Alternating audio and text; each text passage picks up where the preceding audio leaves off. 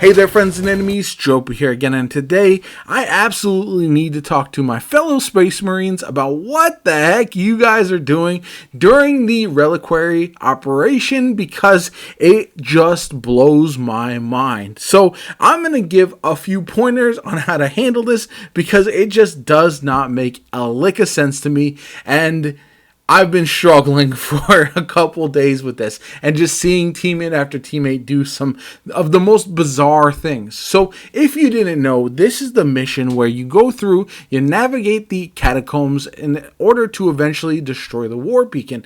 You are being thwarted though the entire time by a Helldrake, and this flying metal dragon is very intimidating, but it seems to be also throwing off the mental capacity of the people playing this game. Because what happens is you're journeying through the mission, and there's a part where the dragon will breathe fire on the ground, and instead of going through the mission and then seeing the dragon coming, hiding, and then making your way forward a little bit up the hill, and then finding cover as another wall of flame comes forth, you'll see players just run out in the middle and just try to maneuver their way through the fire as though it's not going to hurt them. And fun fact, it does quite a bit of damage if you're not careful. And so watching that is really bad and really funny, and something that I was not at all expecting when I was going through this mission. I just assumed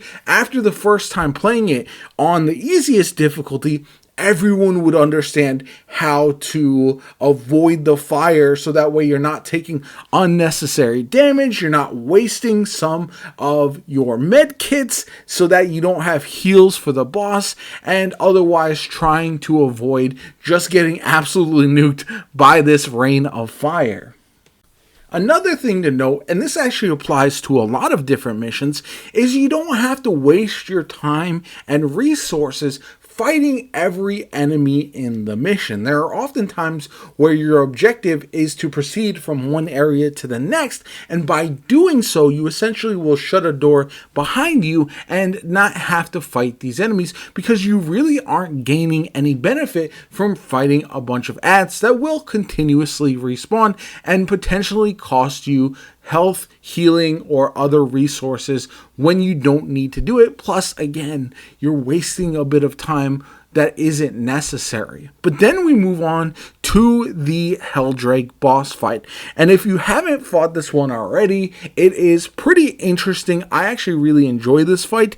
You are essentially in a arena where you have a bunch of different consoles that you're going to have to activate in order to damage the boss. Meanwhile, adds are spawning and the boss is also breathing fire. Now, one thing to note is that before you can damage the boss, you have to activate 3 different consoles that have the certain symbols on them that match the symbols that are lit up on the wall to the right or left of the Helldrake. And so it seems like people are just going up to any console and activating it. And what happens there is if I activate one console that is correct and then somebody else activates a one that is not correct, now all of a sudden we have to start all 3 over again. So I had one instance, and I'm sorry I didn't capture the footage for this, where we had a player continuously just activating the closest one they were to,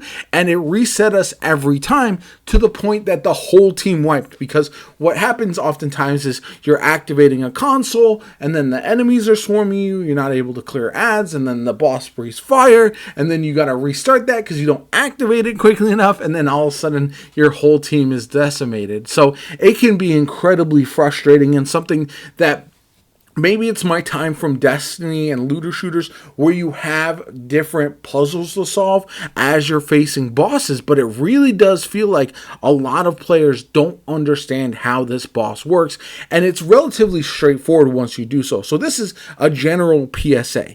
Look up to either side of the boss, see which of these symbols are lit up, make sure they are exactly the same, because there are symbols like there's a upside down and right side up key symbol, but there's also a flipped version of that that looks pretty identical but isn't exactly the same thing. So be aware of which symbols you're looking for. Maybe if you're in a team that can communicate, you have one player doing the symbols, or you can have everybody have a section of the map. But either way, you really need to be paying attention, because what can happen is that one player picking the wrong consoles can absolutely cost the whole team this clear of the mission. And so it does get incredibly frustrating, and I hope that the word spreads so everyone is able to do this. I found this, especially on difficulty 1, it wasn't so bad, because I found that players generally can just melt the boss and the enemy so quickly that it doesn't matter. Once you get to tier 2 and you have people who are leveling alternate characters, or maybe they're leveling their main character and they're not quite as tanky, they're not able to do as much damage, that's when you really start to see this problem. By tier 3, it's still a bit of an issue, but it's not so detrimental, because it feels like more players understand how to do this. And then once you get to tier 4, you're likely going to have a preset team at that point, or if you're matchmaking, you're knowing that you're going to matchmake with other players who are ready for that level of challenge, so they're going to be aware of it. But especially in those middle 1, 2, and sometimes 3 levels of difficulty, that's where it can be a real problem. So I do want to put this out into the universe, and hopefully people will listen, because I do find it to be one of the more interesting missions in the game. I like the design of the Helldrake. I love going through the catacombs and uncovering some of the different lore that we found within about the Chaos Space Marines, Chaos Forces in general, as well as the workings of the mechanical Imperial forces, who are pretty insane as well.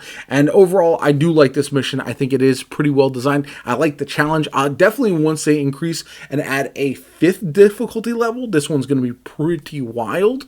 But again, once you kind of understand what you're doing, it's not that complicated. And I do hope more people become aware of this and are able to finish this mission quickly and easily without much problems. And if you don't know what you're doing, if you don't want to be the one to take responsibility and activate the consoles, that's perfectly fine. But let someone else who does know what they're doing handle that. And I know you're trying to help, but just be aware that you could be actually hurting your team. So anyway, let me know what you guys think. Are you also finding this to happen in the mission as well? Let me know in the comments down below. My name is JoPa. Have a good one, and I'll catch you all later.